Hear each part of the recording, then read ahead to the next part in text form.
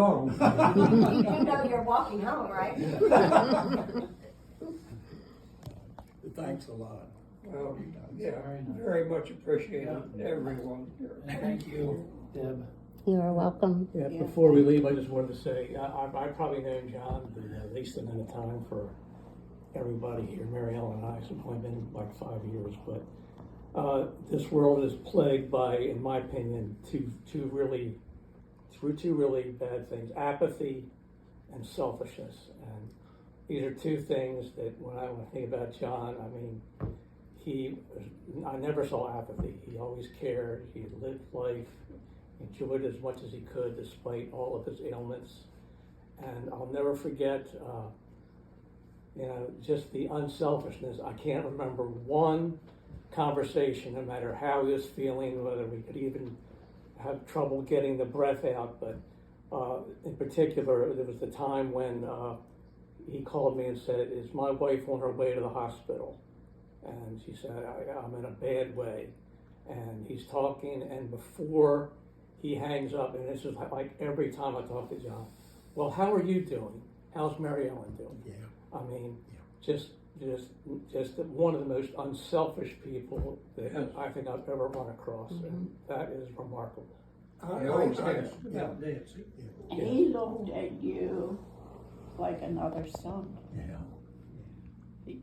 Oh, that's very touching. I don't deserve that, but Yes, you do. No, I've said that.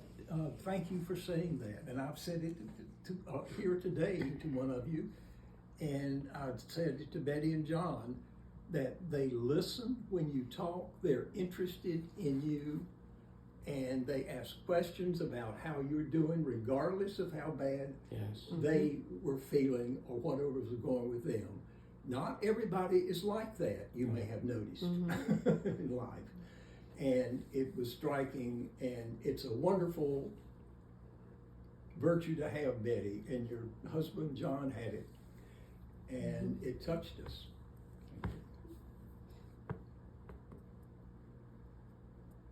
What are we supposed to do now? He appreciated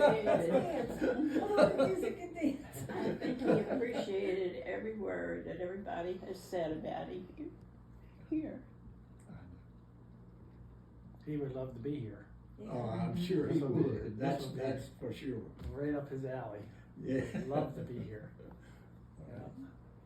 I hope he's not upset with us because he didn't want a funeral. Maybe he got a peek at this gathering. Who knows? We don't know what they can see. That's right. And then he would appreciate it. He'd probably say, "I wish I was there to torment Betty too." He called me Betty too. Oh, did he call you Betty too?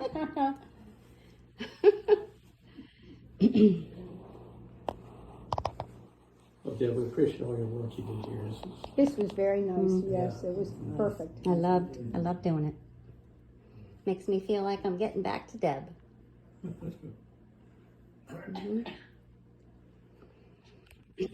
And I thank you all for coming. It was a pleasure. It was indeed. A pleasure. So now you know what she did with the pictures. Say, Now you know what she did with the pictures. Yeah. Now you know why I insisted on getting those wedding pictures. You just laughed the last time I asked. You were like, "What do you want these for?" I didn't want to tell her, so she took all my pictures. I was talking to her on the phone. She said, "She took all my pictures." I said, "Well, she's doing something nice for you, Mom. You'll get them back." I thought maybe she wanted to show him to Ralph. Yeah, I did. It's a great picture. Yeah. You remind my daughter and son-in-law are like you and John because he's what is he 6'7" or something? Whoa. And Not she's 6'7", he's 6'4", 6'5", whatever. He's real tall and thin, and our daughter's 5'2". So when they stand next to each other, it's like Yeah. your wedding picture. Yeah. He's twice as tall as she is. It's How easy. tall was John? 6'3".